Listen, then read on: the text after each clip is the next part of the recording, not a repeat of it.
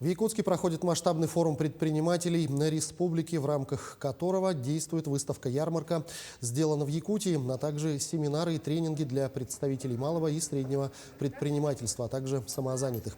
Участники форума делятся опытом и узнают от спикеров различные пути развития своего дела. К примеру, на сессиях рассказывают о мерах финансовой поддержки, в том числе как получить грант или лицензию по добыче полезных ископаемых. Выставка стала местом динамичного развития компаний, желающих найти новых потребителей, продвинуть имидж, а также это потрясающая возможность продемонстрировать свой товар и получить оценку опытных экспертов.